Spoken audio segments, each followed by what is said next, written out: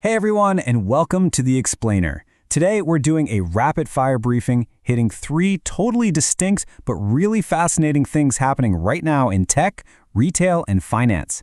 We have a ton to get through, so let's just dive right in. So first up, we're going to look at a pretty mind-blowing new AI tool from Google that is completely changing the content creation game. Then we'll get into a high-stakes data war between Amazon and the Wall Street Journal. And to wrap it up, we're going to decode what's happening in the insurance market and what those signals mean for all of us. All right, let's jump right into our first story. We're talking about a Google tool called NotebookLM. And it's just rolled out a feature that is so powerful, it could genuinely change the way we all share information online. And get this, the process is it's stunningly simple. An author recently took one of their own big research reports, fed it into NotebookLM, and just minutes later, the AI spits out what they're calling a video podcast, a whole narrated visual summary completely ready to go. The AI did the script, the visuals, all of it. From there, it's literally one click to upload it to YouTube.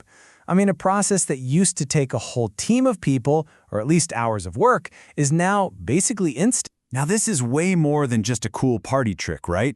This is a huge strategic flex from Google. It's putting their biggest strength on full display. You create one piece of content, one time, and then their ecosystem just blasts it out everywhere. You write a report, boom, it's a video. It's on YouTube, it's getting embedded in websites. It's a totally seamless content engine. So what's the real takeaway here? Well, this quote points to a really powerful economic idea: consumer surplus. And all that really means is the extra value you get for free. Think about it. Professional tools that would have cost a ton of money are now just being given to everyday users. That creates a massive amount of value for everyone without the huge price tag. It's the democratization of content happening right before our eyes. All right, shifting gears completely now. We're moving from AI content to a pretty intense public fight over data. And right in the middle of it, you've got Amazon on one side and the Wall Street Journal on the other.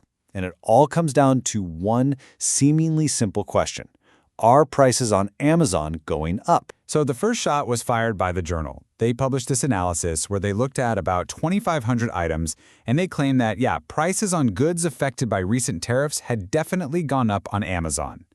It's a very direct, pretty concerning headline. Amazon's response? It was fast, and frankly, it was scathing. They didn't just disagree, they accused the Journal of surgical cherry-picking. Basically, they're saying that analyzing such a tiny fraction of their products wasn't just some mistake. In their view, it was done on purpose to get the exact result they were looking for. And they came armed with their own data to prove it.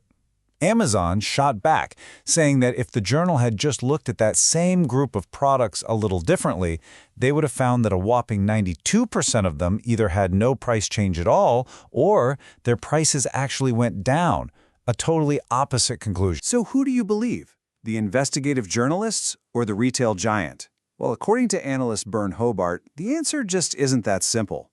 He makes the case that the real truth is buried deep in the complexity of how modern retail works. A complexity that, honestly, neither side is fully showing. To really get it, we've got to wrap our heads around this wonky-sounding term, cross-elasticities. But stick with me, it's actually a pretty simple idea. It just means that the price you're willing to pay for one thing is affected by the price of another.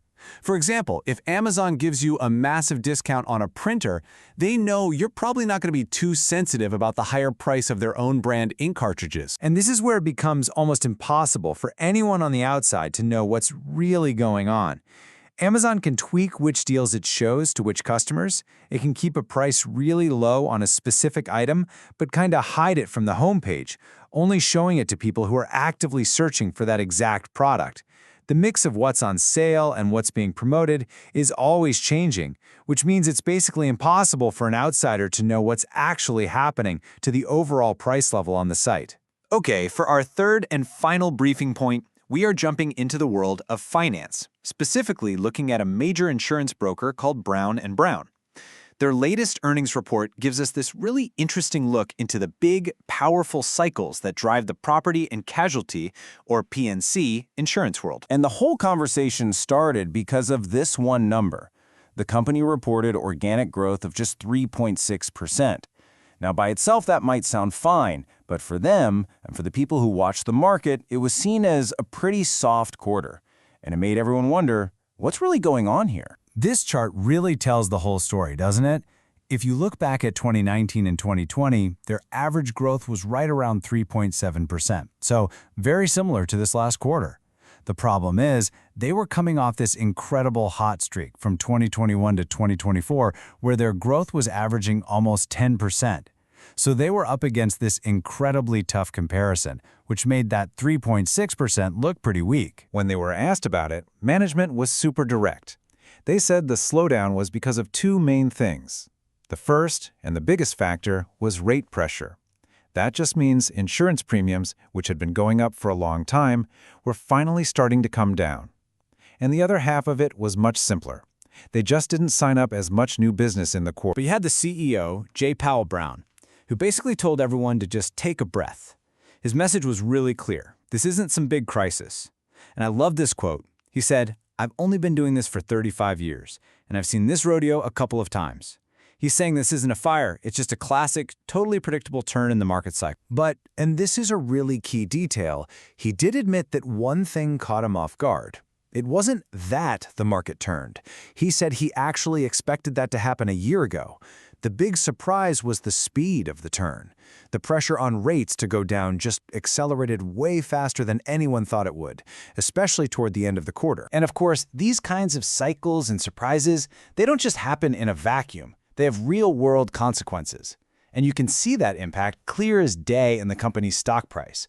It's underperformed the broader market pretty significantly since March, as investors started to factor in this new, softer reality. And there you have it. 3 very different stories, but each one has a powerful lesson.